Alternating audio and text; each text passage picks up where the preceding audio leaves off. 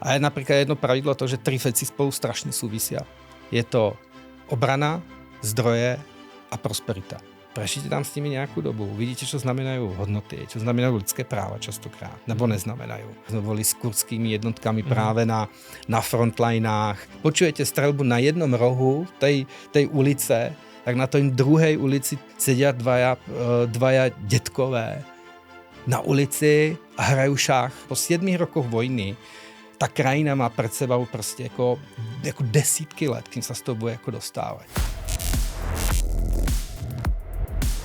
Priatelia, vítajte pri ďalšej epizóde podcastu Off Topic, do ktorej prijal pozvanie náš vzácny host z Prahy, pán Andrej Štuk. Dobrý deň. Ďakujem za pozvanie, ďakujem. Teší nás, že ste prijali toto pozvanie. Ja som povedal, že vzácny host z Prahy, ale to dovysvetlíme, že prečo vlastne ste u nás v podcaste. Pred podcastom sme sa rozprávali, vy pochádzate z Bratislavy a tu začala vlastne vaša životná cesta. Tak možno, ako sa človek dostal do Prahy z Bratislavy, aká vlastne tá cesta bola? Áno, hovoríte správne, ja som sa narodil v Bratislave, v centre, vyrastal som v Karlovej Vsi. A keď to poviem vyslovene ako rýchlo, v 19 som išiel na vojenskú službu. A po vojenskej službe, pretože predtým to bolo tak, že predtým ste si moc ako veľkú prácu nemohol zohnať, pretože ako dneska ste museli mať po tej vojenskej službe. Išiel som na vojenskú službu, pak som začal ako pracovať, ale priznám sa, že v tej dobe, si to nepamätáte, ale v tej dobe to bol ako ťažký mečiarizmus. A v Karlovej Vsi napríklad vybuchovali autá, remiáž a podobne. To znamená, že to nebola úplne zrovna ako doba, kde by si mladý človek povedal, OK, tady chcem proste nejak ako žiarne proste ako robiť kariéru alebo niečo, takže som odišiel a chcel som sa hlavne naučiť jazyk, tak som odišiel do Austrálie na rok. No a keď som v Austrálii odchádzal, tak som si hovoril, či chcem ísť späť už do Bratislavy, alebo chcem poznať ešte nejakú inú časť. No a vtedy sme neboli ešte ani v Európskej únii, to znamená, že to bolo vlastne pomerne komplikované, kde by sa dalo vtedy do Európy vrátiť a začať tam pracovať. Ale Praha alebo Česká republika bola tomuto otvorená. Sice to boli samozrejme, aj vtedy tam boli nejaké problémy, alebo musel zamestnávateľ naozaj hovoriť, že proste ako prečo potrebuje iného človeka ako z Českej republiky v práci a podobne, takže tam boli nejaké papierovačky. Každopádne som zohnal prácu v Prahe. Myslel som si samozrejme, že tam zostanem proste ako rok, dva, kým sa zase, a potom by som sa postupne vrátil do Bratislavy, ale samozrejme tam pak už prišla jedna výzva za druhou a už som tam vlastne ako 25 rokov. Ja začínam vždy v podcaste takou rubrikou, že čo o hostovi povedal ChatGPT. Len som chcel dať teda úvod, že ako vlastne sa človek z Prahy dostane do nášho podcastu. Prvú vec, ktorú mi napísal ChatGPT, keď som sa pýtal, že kto je podľa neho Andrej Štuk, tak mi napísal kreatívny riaditeľ a stratég marketingu. Je to pravda? Alebo to ChatGPT tak honosne nazval, že... Ako ChatGPT a Gemini, všetko to je strašne, ako to je, keby si prečítal LinkedIn, to chápu. Áno, kreatívnym riaditeľom som bol dlhodobo v nadnárodnej kreatívnej agentúre, nebudem samozrejme menovať, a to samozrejme, že to zobrá odtiaľ, samozrejme kreatívny stratég, ono sú to vlastne takové ako marketingové buzzwordy, ktoré vlastne tá ChatGPT dá dohromady určite. Každopádne sa venujem komunikácii pre značky a momentálne i pre inštitúcie, pretože ako napríklad ja sám pociťujem, že napríklad inštitúcie teraz potrebujú ďaleko viac nejakej starostlivosti o komunikáciu, pretože v tej strašne rýchlej dobe a v tej attention economy, čo žijeme, tak tie inštitúcie tak strašne malý priestor proti tým značkám, ktoré majú tie budžety, majú tie stratégie práve a podobne, tak sa snažím pomáhať inštitúciám. To si rozoberieme aj viac potom, lebo tiež to nie je také úplne jednoduché, že je tam viacero tých vrstiev, ale tiež mi napísal, že Andrej Štuk je dokumentarista a komunikátor. Je to pravda, hej? Je to pravda. Dokumentarista, áno, som normálne registrovaný žurnalista. Je to dané samozrejme jednou vecou, že z tej komunikácie som sa dostal postupne, samozrejme, keď rozprávate príbehy, tak chcete viac a viac vlastne nejaké ďalšie pole pôsobnosti. Strašne ma zaujímala vždycky politika, geopolitika, akákoľvek vlastne súvislosti. tak som začal trošku searchovať po tom, čo by sme mohli. No a dostal som sa k tej žurnalistike tým, že som začal najskôr pre NGO Človek v tísni natáčať reklamy, ale v Etiópii. Cez Etiópiu som sa dostal proste do nejakých ďalších krajín. Podobne potom sme s mojou ženou Jarmilou Štukovou veľmi rešpektovanou fotografkou, ktorá má cez 15 Czech Press Photo, aby som neklamal teraz neúplne presne, ale vím, že to je vlastne takovéhle brutálne číslo. Ano. Tak sme začali spolu cestovať a precestovali sme a pracovali sme ako žurnalisti. Ja som teda natáčal, ona fotila, takže sme spoločne boli takové obsahové duo a sme prešli spolu jak som povedal, začalo to Etiópiou, pak sme išli pásmo Gazy, potom sme išli ako Kambodžu, Afganistán, Irák. Irák je v podstate náš druhý domov, tam som bol asi 8-krát. Sýria niekoľkokrát, Ukrajina teraz za vojny, v podstate ako Sierra Leone, Demokratická republika Kongo, vlastne ako všetky ťažké krajiny, ktoré si viete za posledných 15-20 rokov predstaviť, kde boli nejaké konflikty alebo v nich zúrila nejaké silné sociálne problémy, tak sme ju navštívili a pracovali a už sme tam odtiaľ donesli nejakú reportáž. Ja sa spýtam, že ako sa človek vlastne vyberie na takúto cestu, že marketing, strategická komunikácia. Ja ešte spomeniem, že vy máte vyštudovanú bezpečnostnú politiku, že v niečom sa tie témy prepájajú, ale má mladý človek takú jasnú predstavu, že toto chcem robiť, alebo to boli také, že životné nejaké skúsenosti, ktoré tak možno smerovali to poslanie a to, čo robíte teraz? Tak jak ste to povedali teraz, tak to je úplne ako na prsto. Ja keď som odchádzal vôbec a moje prvé skúsenosti pracovné boli, že som zalamoval vizitky, že som robil, naozaj som vypisoval tie ména a snažil som sa tam do tisku, hneď som robil nejaký ako problém, to si pamätám, že prvý zamestnávateľ to musel mať strašne ťažké. A postupne som sa dostával cez tú komunikáciu, takže jak som povedal, že začnete rozprávať príbehy, robíte to pre veľké značky. Ja som napríklad cca 3 roky robil napríklad Mercedes-Benz, značky ako Pepsi a podobne. Čože vás vlastne ako naučí vlastne tým veľkým globálnym stratégiám, jak sa to robí, jak to vlastne musíte rozprávať tie príbehy, ale pak vlastne začnete v jednu chvíľu mať pocit, že to není dosť, že poznávate, ako síce ako tým značkám pomáhate, ale že chcete ako pomáhať trošku väčšiemu celku, že chcete vlastne ako byť ako ďaleko užitočnejší napríklad. A vďaka tomu som začal robiť proste pre nejaké ako neziskové organizácie práve komunikáciu. No a keď už si šiahnete na toto, tak začne OK, ale ja by som, vtedy som mal potrebu, tak to chcem dostať do tých médií, aby tie príbehy, ktoré zažívam, tak aby sa dokázali, aby to videlo nejaké ako väčšie audience. Takže som samozrejme sa musel stať žurnalistom. Musel kvôli tomu, že som dovtedy napríklad ako moc nepublikoval, aby sa dostal vôbec ten preukaz, tak musíte najskôr publikovať. Takže to začiatku bolo takisto ako pain, tak na rok aj niečo to bol pain vôbec sa stať tým žurnalistom. Ono vlastne ako, to fakt všetko strašne dlho trvá. Ono to tak vyzerá, že to je za pár rokov, to je fejko, ale to sú, hovorím, 20 rokov. No a keď už som bol v tej žurnalistike a teraz ste napríklad v tom Afganistáne a máte dojsť ako tú reportáž, tak zistíte, že potrebujete vedieť ako strašne veľa kontextu. Že bez toho kontextu v podstate len prídete a žvaníte. Jak sa hovorí česky, pardon.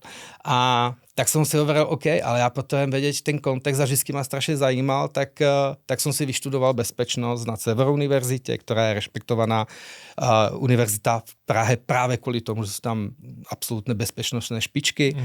A tak tam som študoval bezpečnosť práve kvôli tomu, aby som mal ďaleko lepší kontext. Keď už do tých krajín chodím, tak aby som vedel naozaj proste, ako už len historicky, politicky, v podstate aj geograficky, to všetko jedno s druhým súvisí. A tým pádom tým som sa dostal, pretože som cítil to nutkanie, že potrebujem byť lepší, aby som tie príbehy dokázal rozprávať lepšie.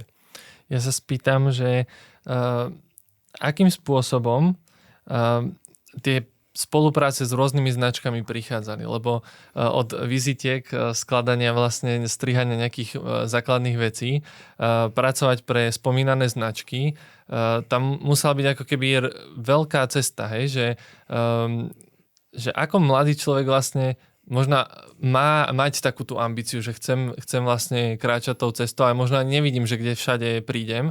Že aké boli tie skúsenosti? Že bolo to naozaj tak, že to išlo samo, že jedna ponuka za druhou, alebo aká tá cesta bola? Já si asi môžem povedať, že som mal trošku šťastie v tom, ale to šťastie vždy prichádza, keď proste na tom strašne makáte. A ja som mal trošku šťastie, že vtedy v Bratislave samozrejme tých agentúr nebolo toľko. A ja som strašne na sebe makal. Ja som išiel do nejakej kreatívnej školy, to vtedy ešte ani neexistovali vlastne kreatívne školy, to boli takové kurzy.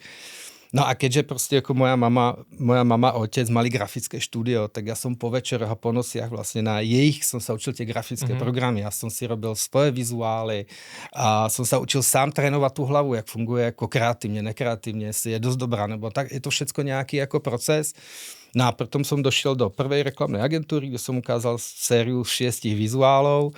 Povedali, OK, tam som začal s tými vizitkami, no a potom postupne sa dostanete proste k nejakým ako lepším formátom a hovorím, ale vtedy bola doba, ktorá napríklad, a nechcem to teraz hovoriť, asi to je trošku iné určite, ako je to väčší ako balans, ale v tej dobe bolo úplne normálne, že sme pracovali ako mladý človek ako 12-15 hodín, pretože ako bez toho by to nešlo. Bez toho, teraz si uvedomím, v akej dobe to bolo. To bolo vlastne ako, my sme bola tá prvá generácia, ktorá začala pracovať plne ako v tom kapitalizme. Ale vlastne ako, my sme nemali žiadnych seniorov, v podstate neexistovali skoro ľudia, ktorí to... Pretože predtým oni žili za toho socializmu. To znamená, že na nás sa navalilo ako z toho strašne moc a my sme sa to museli učiť za pochodu. Jak sa hovorí, že sme vlastne stavali lietadlo už za letu. Jo, takže ako ono nás to zase strašne ako vycvičilo rozhodne. Ono to teraz napríklad v digitálnom marketingu je to podobné, že to robí strašne veľa mladých ľudí, a musia sa strašne rýchlo učiť, pretože tie technológie idú strašne rýchlo dopredu. To znamená, že ako každá tá generácia má svoje, my sme to zažili v tej klasickej komunikácii, teraz to zažíva zase povedzme v tom digitálnom marketingu, ale je to proste práca denne sama na sebe. Ako, bez toho nejde. Ja sa spýtam, pracujete vy teraz s mladými, že máte pod sebou nejaký tím, alebo že ako v rámci tých troch oblastí, ktoré každá samostatne o sebe je ako keby veľkou oblasťou a určite obnáša veľký aj počet hodín odpracovaných, aj veľa ako keby cestovania, že či máte nejaký tím okolo seba, alebo v akom procese vlastne teraz pracujete? Momentálne pracujem, že som na voľnej nohe. Už dnes som zamestnanec, ja som bol strašne ako celé roky, takže som teraz na voľnej nohe a vždycky si skladám podľa toho konkrétneho projektu, tak si skladám tým, ktorý je úplne ten ideálny balans medzi tým, čo ako potrebujeme. Niekedy sú to ako mladí videomakery, niekedy sú to proste ľudia, ktorí perfektne vládnu slovom. Častokrát spolupracujeme s rôznymi umelcami od divadla, od filmu a podobne. Ono vlastne ako teraz je tá doba v tomhletom ako neskutočne plodná, už len kvôli tomu, že keď ste tohleto robili, tak ste boli práve podobne nejaké agentúre. Teraz tie týmy si môžete poskladať, ak chcete. A je to na tom zase úžasné. A väčšina z nich sú ako mladí ľudia, pretože samozrejme oni zase prichádzajú vlastne úplne s novou nelen vizuálnym vlastne ako stylem, akým spôsobom by rozprávali tie príbehy, ale vôbec ako s tým mindsetom toho, jakým spôsobom vôbec tie príbehy rozprávať a jak to žiť a v podstate ako áno, musel si trošku aj zvyknúť na to, že majú trošku iný lifestyle, ja som trošku takové ako ADHD, asi môže sa povedať. A oni sú trošku ako častokrát niekedy ako pomalejší, ale na druhej strane dokážu byť strašne efektívni. Čo my sme zase boli proste síce všetci ADHD, ale sme tam možno trávali hodiny, ale si možno si povedali, ale proč si tam trávali tých 15 hodín, nebola to vaša chyba. Občas si to možno človek ako povie, že ako možná sme nemali ani tú efektivitu, jak to teraz tí lidi majú. No. Ja sa posuniem ďalej k jednej tiež veľmi dobrej skúsenosti. Je to pracovná pozícia pre NATO, pre organizáciu NATO. Tak možno sa spýtam, ako človek sa dostane do takejto organizácie, lebo veľa ľudí to možno vníma tak nejasno, hej, že čo to je za organizáciu, že je to niečo vzdialené a tak ďalej.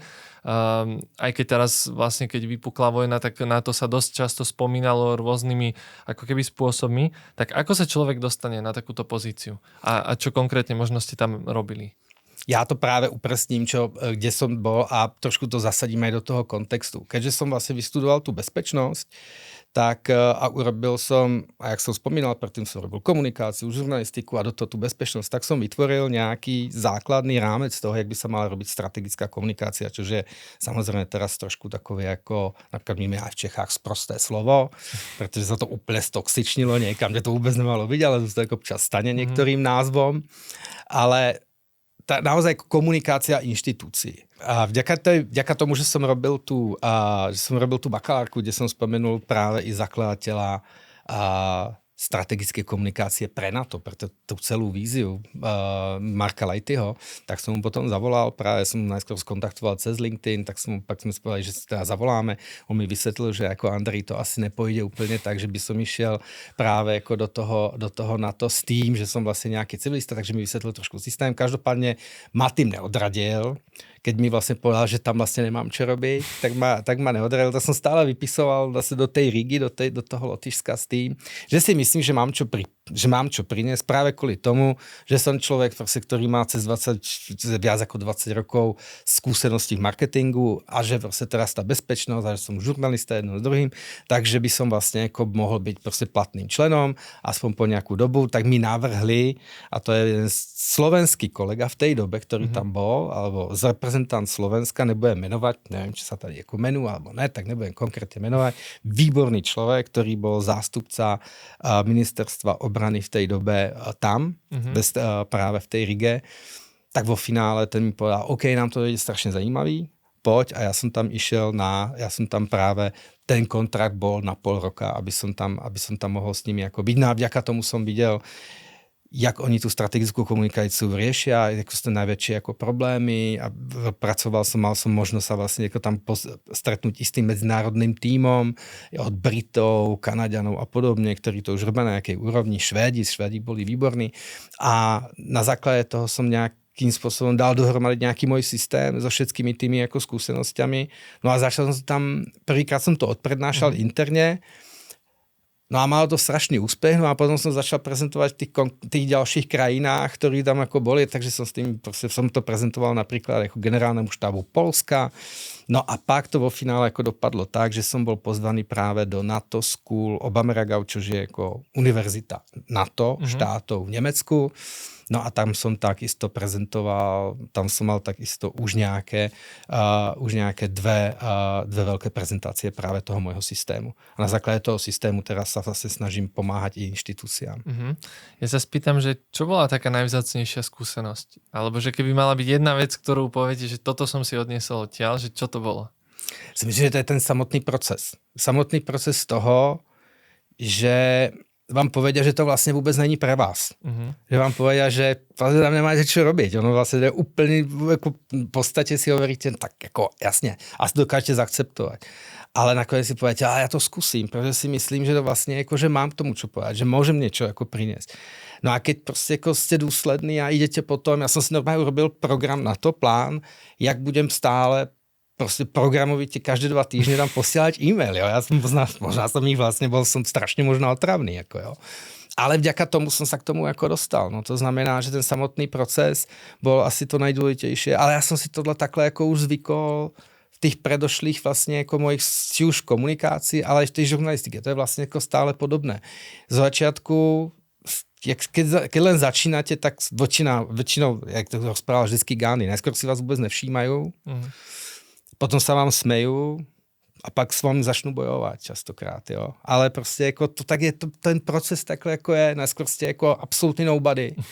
Potom vo finále sa vám spíš ako usmívajú, ale potom keď si získate ten rešpekt a niečo ako prinesete, tak vám to strašne dá už len to, že proste ako môžete veriť sám seba.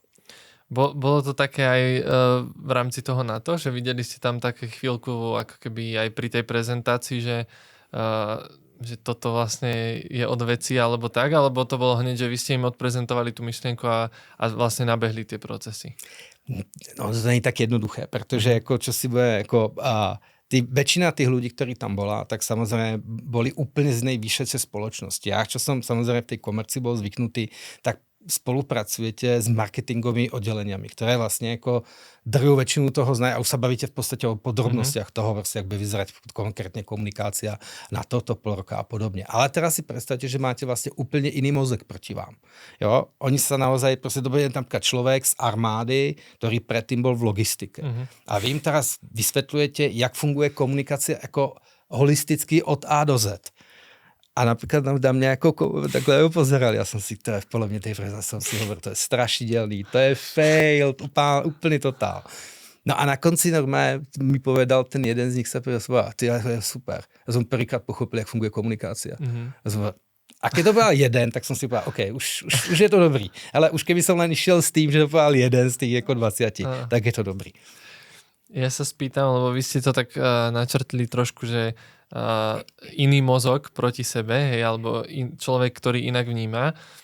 Tak keď to takto porovnáte v rámci toho, že práca pre NATO, v rámci práce možno pre tie značky, ako sme spomínali, hej, Pepsi, Mercedes-Benz, Škoda a tak ďalej, že sú to dva odlišné svety a možno, že v čom? Sú dva odlišné svety, ale u tej komunikácie, a to, alebo čemu som ja, moje snaženie, alebo vôbec ako moje knowledge, čemu som ja došiel je, že všetko vychádza strašne z tých samých vecí, ktoré tam fungujú prostě jako stovky a stovky rokov. Jo. A ono vlastně jako náš mozog se zase nevyvinul tak strašně rýchlo, aby ten storytelling, rozprávanie príbehov nejak zásadne inak vnímal. To znamená, že v podstate vy vychádzate vlastne ako z Aristotela, vy vychádzate vlastne zo starého Grécka.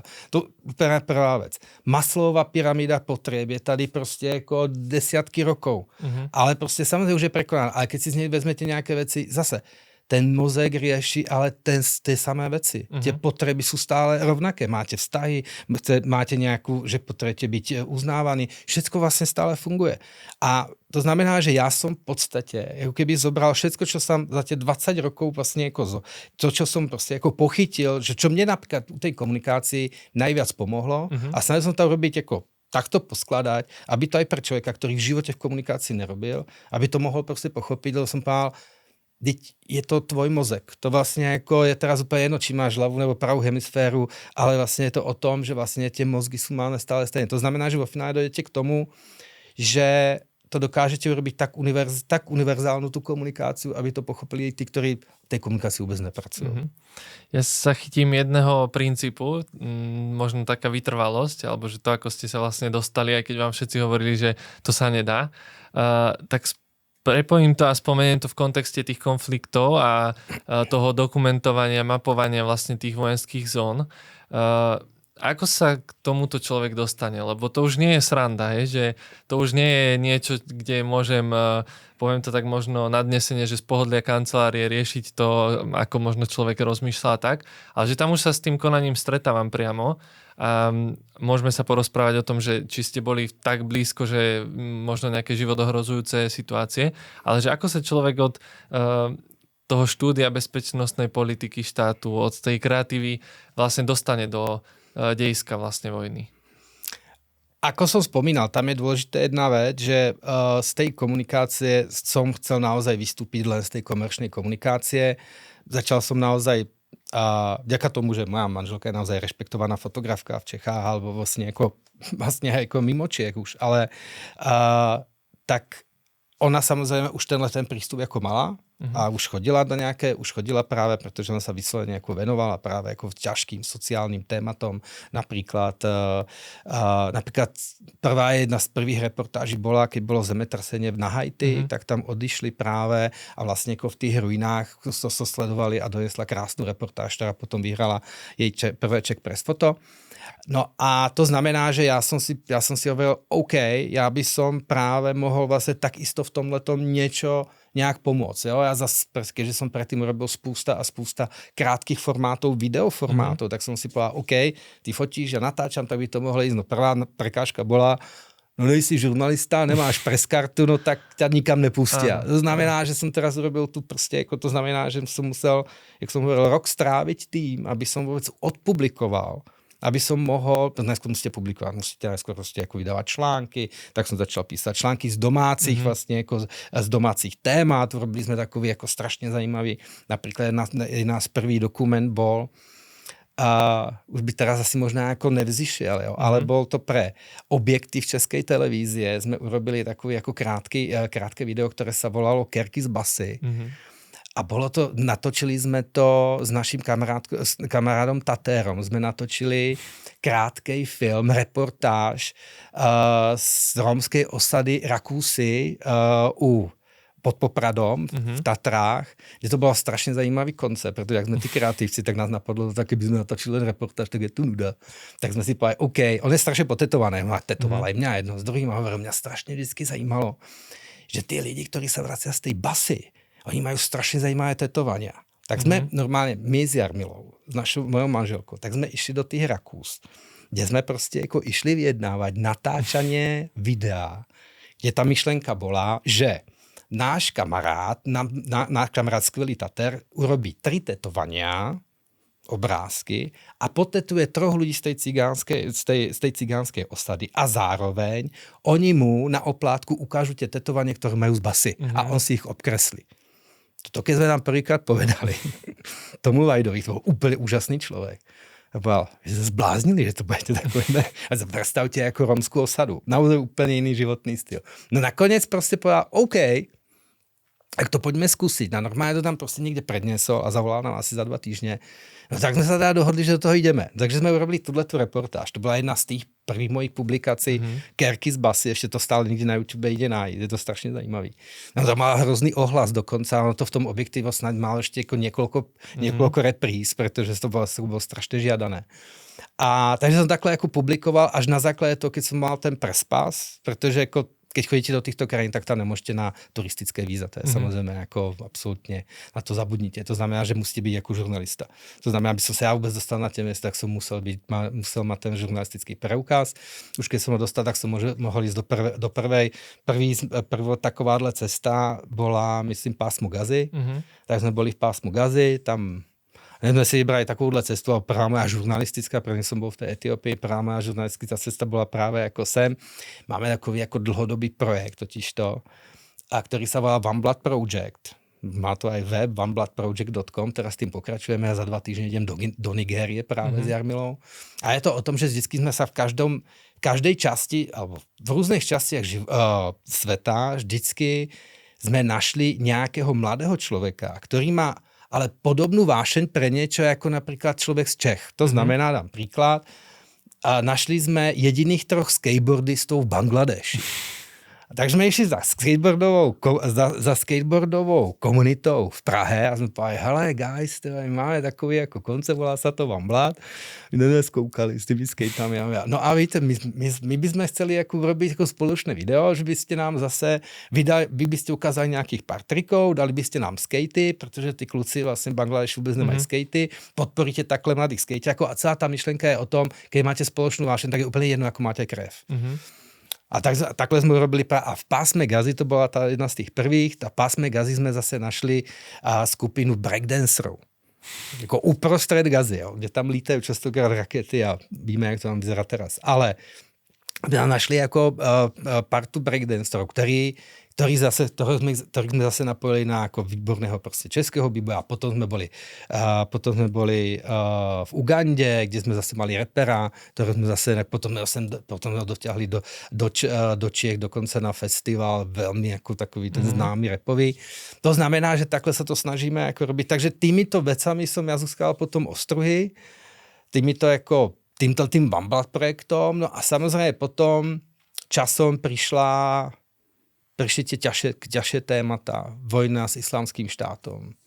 Išli jsme do Afganistánu, kde jsme robili, kde som robil právě jako s Jarmilou a s Lenkou Klisperovou, vtedy jsme byli taková trojka, tak jsme urobili například celý film, který se volal Ženy v zemi Talibánu, o ženské otázke právě jako za čas Talibánu, keď tam bylo ještě, jakým způsobem tam jako fungovalo. To znamená, že takže jsme prostě se dostali k týmhletým tématom. No a každou chvíli se dostáváte k tomu nebezpečí bližšie. Je to niečo, čo človek začne vyhľadávať potom? Alebo je to taký adrenalín, ktorý človek si už zvykne a je to, že áno, chcem ako keby tam ísť? Tohle je strašně zajímavá otázka. Nás se na to pýtají snad úplně vždy a myslím, že se na to pýtají úplně každého reportéra, který chodí po těchto krajinách a já bych byl strašně zvědavý, jak ty lidi odpovědají, protože asi každý to má trošku jinak. Někdo samozřejmě, je to určitá forma závislosti. Není to forma závislosti podle mě na adrenalínu. Je to forma závislosti na něčom, čo by som povedal, že potrebujete odísť do krajín, aby ste videli tie problémy toho iného sveta. Takže by nás vlastne strašne fascinuje, mňa osobne strašne fascinuje jedna vec, že keď si to vezmete, tak ako nastúpite teraz do lietadla, keď neberete nejaký prestup napríklad v Istanbule, tak za 4 hodiny letu sa dostanete niekde, kde naozaj zúri ako fakt veľká vojna, ale nemyslím teraz Ukrajinu, ale vlastne Blízky východ. Jo. Zase dostanete napríklad proste ako do Iráku, do Sýrie. Kde tam boli, keď vlastne ako, keď tedy islámský stát tam vlastne ako vyháňal Kurdov, my sme boli s kurdskými jednotkami práve na frontlinách, práve keď bojovali proti islámskému státu, tam na nich strelali a rôzne, takže ako je to takže je to tak, že vlastne ako v jednu chvíľu strašne potrebujete vidieť tých ľudí, ktorí tam sú, pretože to vám proste robí strašne dobre, keď proste môžete ten príbeh rozprávať. Mňa ďaleko viac zajíma, ani asi toľko, ja si myslím, že ako väčšina je vlastne tých repertérov, aby vám povedal, že oni si tak neuvedomujú to nebezpečí. Samozrejme, časem zistíte, že musíte byť, že ste automaticky opatrnejší, že vlastne ako sa snažíte, samozrejme máme všetkých fixerov, sa snažíme, vždy sa niečo môže stať, samozrejme, ale ako snažíte sa vlastne minimalizovať to riziko. Ale tie príbehy sú silnejšie. A vy vlastne, keď zažijete jedného hrdinu v tých, napríklad na tej frontline, tak teraz a prinesete ten príbeh, tak si poviete, OK, skvelý a tohle to chcem rozprávať a teraz tých hrdinov, aj tí kluci s tými skateboardami sú pre mňa hrdina. Jo, pretože si ako v tom Bangladeši vôbec nikto nevedel, čo sú skateboardy a teraz tyhle chlapci založili ako skateboardovú asociáciu. Ale proste v krajine, ktorá je proste ako spoločensky niekde inde, ako, vôbec ako vierou všetkým a vlastne ide proti prúdu. A toto všetky tyhle príbehy, keď si poviete, tak vlastne chcete to stále spoznávať. My keď teraz ideme do Nigérie, tak tam zase ideme robiť príbeh mladej fotbalistky. A chceme ju práve prepojiť nejakým spôsobom s fotbalistkou z Prahy, zo Slavie Praha. A tie príbehy vyhľadávate ako? Že máte nejaké vždy v tej krajine, keď idete pre tou cestou, tak máte niekoho, s kým komunikujete? Že nejaké typy zisťovania určite. tých procesov a tak ďalej? Bez toho to vôbec nejde. To funguje tak, že predtým je častokrát 3 až 6 mesiacov práce. Že vlastne ako oslovíte relevantných ľudí. Teraz samozrejme tie krajiny vôbec nesú tak, že by sa okamžite, že si s vami ako bavili. Vlastne vidie vám to proste na x krát. Teraz vlastne napríklad zistíte len, že proste ako ten človek, ale síce možná relevantný je, ale vy proste ako buď z nejakých dôvodov nemôžete, nebo on nemôže proste ako v tom vystupovať. Je spústa veľa, ako potom riešite ďalšiu vec. Vôbec ako relevantného človeka, kto vás tam môže chrániť, pretože vy potrebujete takzvaného fixera. Človeka, ktorý je miestny a dokáže sa orientovať, je docela sebavedomý na to, aby proste i niečo proste ako tam vybavil a zároveň aj vám proste ako pozháňal i tie kontakty jedno s druhým a chránil vás. Nejakým spôsobom uvažuje tým lokálnym point of view a dokáže povedať, tohle to už je napríklad nebezpečné. Jo, to znamená, že potrebujete zohnať relevantného fixera. Čo takisto je nejaký problém, pretože si predstavte, že v Afganistane vás vlastne, keď ste vtedy išli z Kábulu, ako keby ste vyšli v taxiku, tak ako nedojdete ani 5 metrov. Ako vás na prvým rohom proste ako pre ten taxikár, aj ne Talibánu, nejakej proste ako lokálnej odnoži, ktorá mal pár kalachov. A od vás predá za 100 a proste sa behom pár mesiacov dostane ešte k tomu Talibánu a len sa bude zvyšovať vaša cena. To znamená, že naozaj musíte dávať ako pozor. I teraz, keď ideme do tej Nigérie, tak tam proste ako je Boko Haram. Je tam proste teroristická skupina. To tak ako je a musíte nejakým spôsobom samozrejme minimalizovať alebo snažiť sa minimalizovať tie rizika. Ja sa spýtam na to, že načrtli sme nejaké zložky, veci, ktoré treba vybaviť. Aký je to pocit, keď človek nasadne do toho lietadla? Že viem, že idem do tej krajiny a máte vždy ten pocit, že môže sa niečo stať, alebo je to až po tom vystúpení, alebo keď naozaj počuje človek tú streľbu okolo seba? A časom sa to samozrejme mení. Časom sa to mení už aj samozrejme tým, že tá psychohygiena je lepšia ako na začiatku. Na začiatku naozaj to bolo 80% toho času, na čo som myslel. Jo. Teraz sa to samozrejme ako mení a postupne sa to vlastne ako určite ako vymieňa to percento. Ale samozrejme, nezme sebavrhovia. To znamená, že vlastne niekde vzadu stejne ten mozek máte ako nastavený, takže si poviete, OK, je tam určite percent, že sa vám niečo môže stať. Jediné, čo môžete proste, ako hovorím, minimalizovať. Na tom letisku to je prostě nadšenie, samozřejmě. To těšení jako strašidelné, protože jako, keď prijete do krajiny, kde nechodí například vůbec žádní turisti a teraz vlastně si tam jako v podstatě častokrát jediný, jo, v tom Bangladeši, kdo by tam jako bol, že jako v podstatě. Tak a teraz už len to, že tam vystúpite a je tam úplne iná vôňa, úplne iní ľudia, teraz najednou, ale ne jako, že tým, že jako sú jako vizuálne iní, ale vlastne jako jejich problémy, jejich životné vlastně jako návyky, vůbec to, čo znamená například pre nás chudoba, čo pre nich znamená chudoba, vůbec rozdělenie společnosti.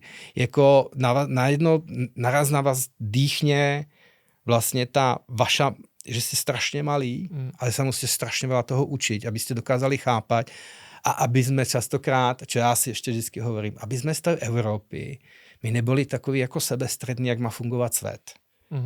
My toho světu za stolku jako nepoznáme, aby jsme prostě mohli být takový bohorovný, jak má čo fungovat. Vždycky si hovorím, jo, vždycky keď prídem a potom tu častokrát počujem tých, jako všetci v tom majú jasné, že sa s každou krajinou malo prostě jako a tu na lidské práva, tu na nějaké hodnoty. Ja viem, OK, prešíte tam s nimi nějakou dobu, vidíte, čo znamenají hodnoty, čo znamenají lidské práva častokrát, nebo neznamenají. Jak možná jako často jednodušší jako problémy, ale o to odvážnější je musia riešiť. Ale prostě jako tohle je vždycky takový, jako, čo mám ten spätný jako ráz, keď sem prídem, že som strašně vďačný za tie skúsenosti právě kvůli tomu, protože som tých ľudí jako zažil v tak úplně iných situáciách a v tak úplně iných částech sveta, že som tomu jako ďaleko pokornější někoho hodnotiť. Vy ste v jednom rozhovore spomínali, že ste zažili takú situáciu, že tam niekto hral šach. Neviem, či si spomínate, vybavujete na túto príhodu. Tak je to vlastne niečo také, že čo ten mozog tak spracúva, že vlastne, ak si to dobre pamätám, tak vy ste tam spomínali to, že vlastne tam prebiehala nejaká streľba, kúsok od tých ľudí, ale oni vlastne to nejak úplne nereagovali. Tak toto, keby ste nám možno povedali, že aký to bol príbeh, že čo je za tým vlastne? Áno, to bolo v Sýrii a to bolo, myslím, myslím, že to bolo zrovna mesto Alepo. To je jako krásne historické mesto, ale samozřejmě po vojně jako s islámským státom to byla absolútna ruina. A boli tam ešte samozrejme, jako rôzne jako boje, ono sa to vlastne tohleto opakovalo za toho islamského státu úplne všade. My sme boli v meste Sinjar, ktoré bolo na tom úplne stejne, zrovnané zo zeme v podstate. Jo, a všetky, a to je, čo prostě jako uvidíte u tej vojny a ono sa to určite deje aj teraz vlastne na Ukrajine. Ono vlastne jako, vojna je v jednom, prostě to, čo robím v lidskom mozgu, to si možná my vôbec neuvedomujeme a prostě som strašne jako obozretný rozprávať o tej vojne, jako, či máme jíst, nemáme a jedno s druhým. Strašne na to jako, fakt jako pozor, protože vás se zmení ta vojna. Absolutně. A to je to, čo ten príbeh, čo som rozprával, tak je presne ten, ktorý keď vidíte, že už ste v tej vojne tak dlho, už to prežívate na 5, 6, 7 rokov. A už ste sa prestali báť. Už váš vlastne štve sa báť. To znamená, že vlastne ako naozaj sa vám stávajú prostě veci, že prostě na ulici, ktorá je rozbombardovaná a počujete strelbu na jednom rohu tej ulice, tak na tom druhej ulici, na tom druhom rohu tej ulice sedia dvaja detkové na ulici a hrajú šach. A keď sa ich spýtate, proč to prostě, že tam sa strieľa, my už sa nechceme báť. Jestli má to mať zabiť, tak ať aspoň u šachov. A to je prostě ono, jo, že prostě to je, a toto vlastně jako vy sa snažíte nějak samozřejmě pojmout, nikdy to nepoje, protože tam nastal, prostě, u těch lidí nastal už nějaký jako totálně jako zmena, vlastně toho samozřejmě spousta PTSD a podobně tam je samozřejmě, ale tohle je například to tam zažíváte, ale je to vo vojně skoro všade, sa priznám. Ja sa spýtam už takú koncu, že ako vlastne možno z tej pozície tu Európy, že takého priestoru, kde nezažívame teraz nejakú že priamu vojnu, samozrejme my celkom blízko, hej, že na Ukrajine a tak ďalej, ale že ako vlastne aj z tej pozície štátu, z pozície tých inštitúcií, čo ste aj vy spomínali, toto komunikovať, alebo dá sa vlastne na niečo takéto pripraviť, lebo aj ako pri tom šachu, hej, že tam tie mozgy potom ako keby už tak vytesňujú ten strach, že či je a existuje nejaká komunikácia na to, ako pripraviť obyvateľstvo na vojnu, či je to vlastne len také, že to príde a už tá reakcia je rôzna. No a áno, to je správna otázka. Teda, pravda je taká, alebo samozrejme, my tam jazdíme 15 rokov, to znamená, že my v hlave s tou vojnou žijeme nejakú dobu. Ale keď to začalo proste, a samozrejme, chodili sme sem a sme si hovorili, hele, tu nás vlastne, tie naše mozgy stredoeurópske si to vôbec nepripúšťajú, že vojna ako súčasť politiky, ono vždycky bola, to je súčasť politiky. Je to proste cynický, ale tak to je vojna je len ďalší nástroj politiky. Tak sa môže ako kedykoľvek znova objaviť. A že tie naše mozgy, jak nesú vôbec odolné na tohleto, že si to vôbec ako nepripúšťame. Jak moc sme si nepripúšťali celé roky, že niekedy ešte môže v Európe byť vojna. Tak my sme si to vždycky zjarmo hovorili, ale je to proste, nás tu možná, neprajeme si to. Ale keď nás to dožene, tak to bude ako mentálne strašný prúser. A teraz sa to vlastne ako trochu deje, aj keď my nemáme tu, ale my nezme odolní. A áno, a napríklad Švédi to robia dlhodobo. Švédi napríklad, ako náhle Rusko napadlo Ukrajinu, už vlastne tá Full Scale Operation, tak okamžite začali oni vlastné obyvateľstvo pripravovať na vojnu. Mentálne. Dokonca majú organizáciu, ako agentúru, ktorá sa volá Psychologická obrana obyvateľstva. Celé je to postavené na tom, že sa snažia tie mozgy postupne zvykať na to, na čo sme ich nenechali zvykať ako celé dekády, a to, že musia byť proste odolnejší, aby sme nemali to štronz, aby sme boli vystavení. Keď máte proste ako vydešený mozek, tak v každej blbosti. Keď máte proste ako nepripravený mozek, tak vlastne ako jedna chaotický, a to je proste ono. My potrebujeme, a to je to, moje ponímanie strategickej komunikácie. To není žiadna politická komunikácia, tlačiť do niekoho nejaké hodnoty. Ľudia majú hodnoty, ako sám každý má nejaké. Kto som ja, aby som niekomu rozprával hodnoty. Čo je dôležité je ako udržať v tej spoločnosti tú reziliencii tých mozgov, tých ľudí. A proste ako máme ešte za pár rokov nejakú spoločnosť. Pretože ten svet nebude bezpečnejší. Momentálne ani to nevyzerá, že bezpečnejší, bo nemá dôvod byť bezpečnejší. Pretože to proste ako jednou za čas takhle ako vyeskaluje a je to celosvetový problém. To by sme ešte mohli tu nabiť až ďalšiu hodinu, prečo sa to vlastne, prečo sa to asi moc ako nezlepší. A proste pracovať na tej mozgovej reziliencii obyvateľstva je absolútne základný. Ja sa spýtam, že čo by ste možno povedali aj mladému človekovi, ktorý možno vníma to, že keď niekto rozpráva o vojne, o tom, že treba byť pripravený, treba možno budovať aj tie inštitúcie, mať nejakú armádu, hej, že investovať do obrany, čo bola aj tu na Slovensku veľká téma, ktorá sa debatovala, či už po vypuknutí vojny samozrejme, že čo by ste možno na toto povedali mladému človeku, že keď niekto upozorňuje na to, že poďme sa brániť, alebo poďme ako keby na to myslieť, je štváč, alebo chce on získavať nejaké body, že aký je možno váš pohľad na túto vec? Môj pohľad je, a ono to vlastne v tej bezpečnosti, keď študujete bezpečnosť, tak je tam pár pravidel, ktoré fungujú, alebo ktoré máte naučené. A je napríklad jedno pravidlo to, že 3 veci spolu strašne súvisia. Je to obrana, zdroje a prosperita. Všetky tie veci vlastne ako bez seba nemôžu byť. A to, či máme bezpečnosť, je natoľko zásadné pre našu prosperitu. Natoľko zásadné. My sa ani neviem predstaviť, jak zásadné to, aby vlastne ako my sme mohli žiť tak v tom vlastne ako v tom komforte, pretože naozaj my si žijeme v neskutočnom komforte. Keď pojete proste o pár kilometrov ďalej, tak proste tam to takhle je zošup. Jo. Aby sme mohli žiť v tomhletom komforte, tak musíme mať perfektne zabezpečnú práve tú bezpečnosť. Bez toho sa nám to zrúti ako kompletne. Pretože ono to máte jednoduchý.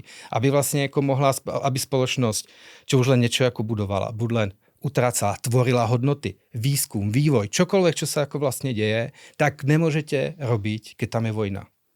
Už len na to nebudú ako financie. To znamená, že vojna napríklad, a to vychádza z relevantných dát, je každý rok vojny vás stojí napríklad ďalších 5 rokov, keď to budete budovať znova. Jako ten prepad HDP, to je strašne. Dokonca hovorí, že po 7 rokoch vojny ta krajina má pred sebou prostě jako desítky let, kým sa z toho bude jako dostávať. A teraz si predstavte, jak je lepší vlastně jako dávať pár percent HDP do toho, abyste nezničil celou ekonomiku, aby vaše děti, aby vy ste mohli nomé prosperovat, abyste mohli si plnit vlastné sny, tak keď to stojí prostě jako 2 nebo 3% HDP, tak je to skvělá investícia. A nebo si povieme, že sme štváči, dobré, ale prostě jako v tej vojně stejně budeme čeliť, ale to bude výrazně a výrazně horší. Já jsem viděl Sýriu po vojně a to je jako zrovna tí mladí ľudia, to sú stratené generácie, celé, komplet, to môžete odpísať. Nesú dozdelaní, tým pádom vlastně na globálnom trhu absolútne nepoužiteľní, nesú dozdelaní, budú prostě ďalších 5-10 rokov len vybudovávať celé mesta, to znamená vyslovene len manuálna práce, technológie vôbec žádne. Prvé investície do tej krajiny prídu, až keď tam bude fungovať infraštruktúra, to znamená, že minimálne to bude trvať 3 až 5 rokov. Len si zoberte, keď normálne začnete žiť, tak je prostě jako x rokov v čudu. To znamená, že keď máte napríklad 18, tak vlastně jako vám sa život vrátí do nějakých normálních kolejí, například keď budete mať 27. Není lepší obetovať vlastně jako 2-3% HDP?